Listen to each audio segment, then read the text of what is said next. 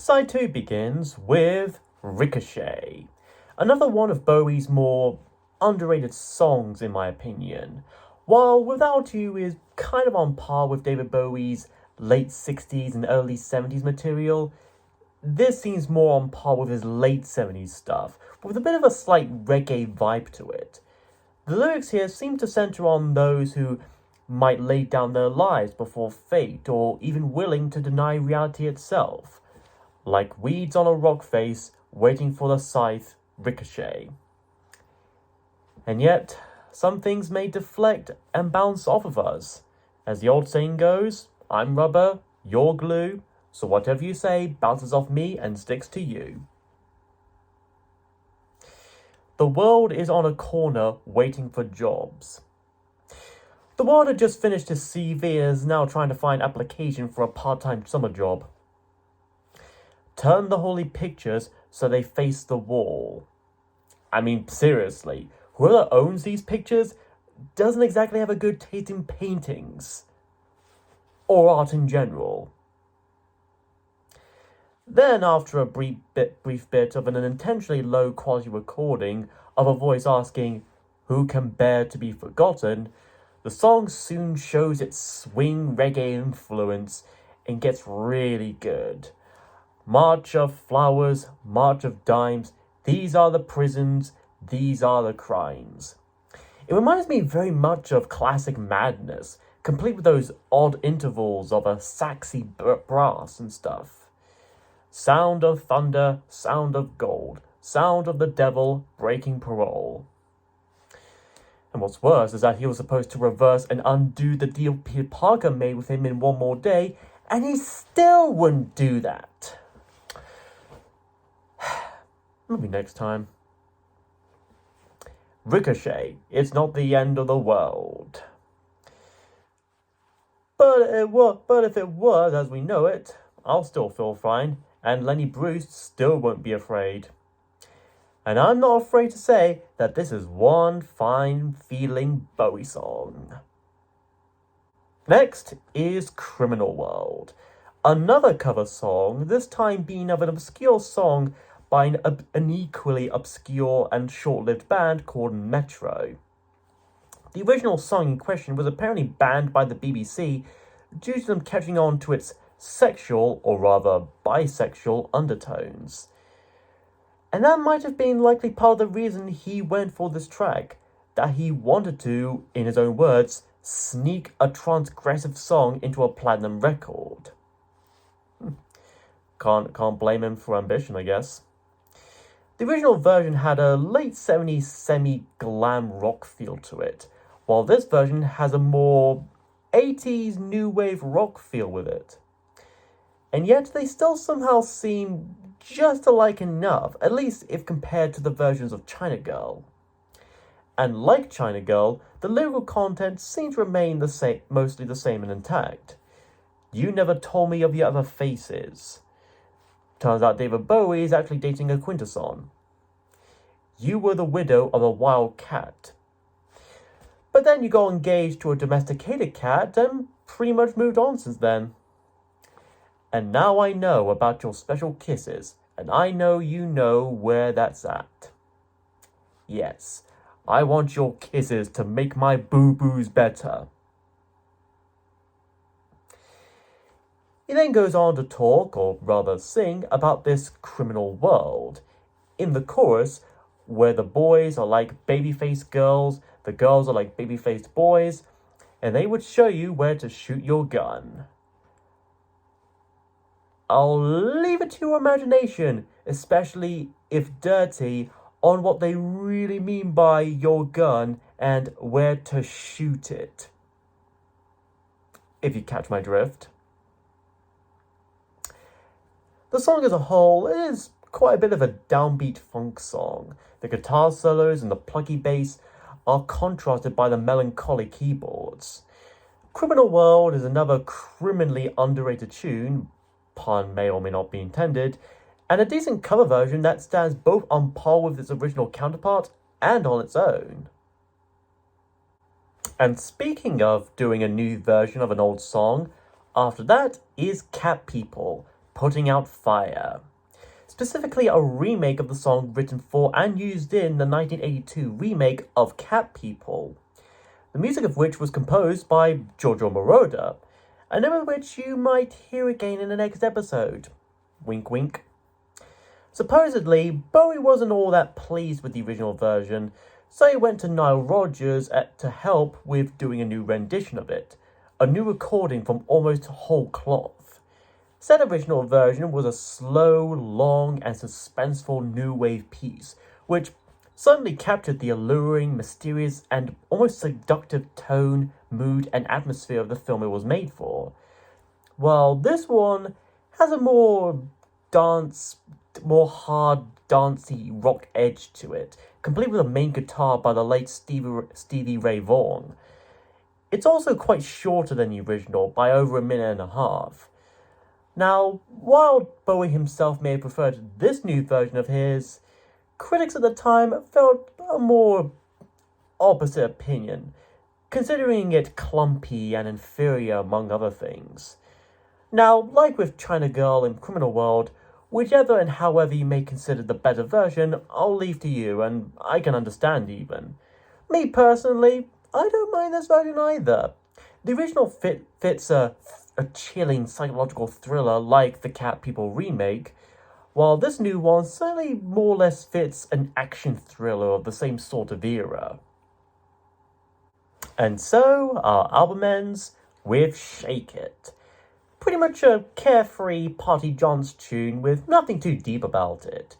It kind of reminds me a little bit of Eurythmics or even Acceptable in the 80s by Calvin Harris. And I'm pretty sure something like this was indeed acceptable back in the 80s. I like how the main repeated line is, shake it, what's my line? Like those backing falsetto singers knew what the title of the song is, but not how the words would go afterwards. So they just flat out saying, what's my line? I don't know if that was deliberate or not, but part of me just finds it a bit humorous. Bowie himself goes on about how he feels like a sailboat adrift on the sea. It's a brand new day, so when you gonna phone me? Well, being out at sea, you're bound to have really bad reception, or probably no reception at all, so don't be surprised if no one calls you or anything. I could take you to heaven, I could spin you to hell, but I'll take you to New York, it's the place I know well. It's probably not all that different from the actual heaven or hell anyways, really. Sitting on a flagstone, talking to a faceless girl. Wait, a faceless girl? My God. She had her face taken by the wire! We just need David Tennant to climb up the tower at Alexandra Palace in order to deal with this menace. Then after a little while, the song just kind of fades and stops. No high note, no big solo to close us out on, it just ends. That's it. And no, this isn't like a radio edit thing like you'd hear with a lot of many other songs back in the day. This is the actual original track as is. It's not a horrible song, don't get me wrong, but being the final one on the track list, I'd expect it to go out at least a little bit of a bang or something. But regardless, I think this album is still pretty decent. Though I can understand why some people, even the most hardcore Bowie fans, may be divisive on this record. It was pretty much the start of a new era for Bowie as a musician, a songwriter, creative artist, etc. And that itself can be interpreted in a positive way or a negative way, and both can be valid to a degree. Not to mention, almost half the tracks here are either cover versions of songs that were barely even half a decade old, as with the case of China Girl and Criminal World, or in the case of Cat People Putting Out Fire, a completely radical reworked version of a soundtrack song from like a year ago, or a year prior. That all said though, the positives are enough to weigh out the negatives here. Modern Love, Ricochet, and the title track are standouts for me at least. David Bowie and the crew managed to give it the best they could, and Nile Rodgers' production values are substantial to defining this record's overall quality and style.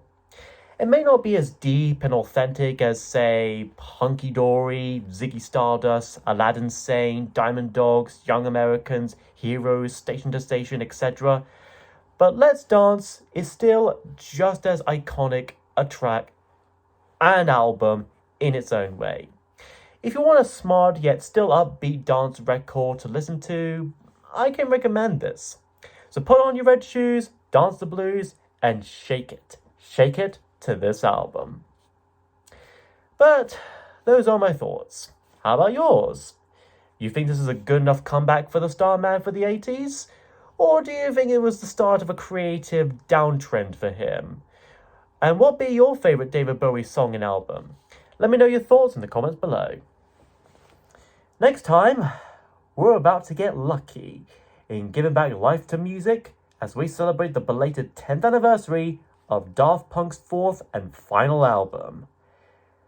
And hopefully it won't be as severely delayed as recent episodes have seemed to be.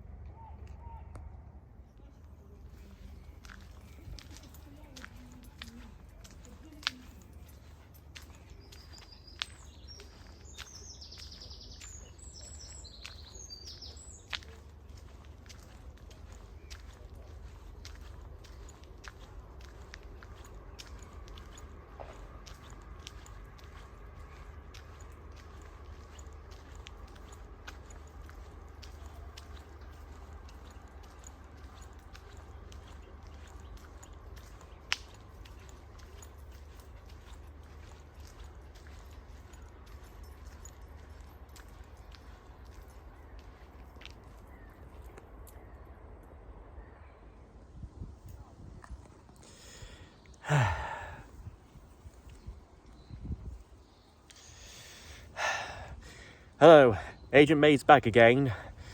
I do apologise for my absence for the past few weeks or so, if not probably a whole month even, or even over that. Let me tell you, the reception has not been a good friend of mine these past few times. Neither have any of the certain inhabitants of this island. However, that does bring me to this. For the past week or so, there have been some peculiar tremors across this island, which is pretty strange, considering this island in the North Sea is nowhere near any of the tectonic plates or the plate tectonics. But during that, I have come across a few small caves or caverns in which contain a few interesting drawings and paintings depicting various titans and the people who worship them, and the prophets and priests that represent these creatures. One of which is this titan that I've been searching for quite a while, Noah. And that's when I came across to this revelation. After all my hunting on this island for the past year or so, Titanus Noah was never on the island. It is the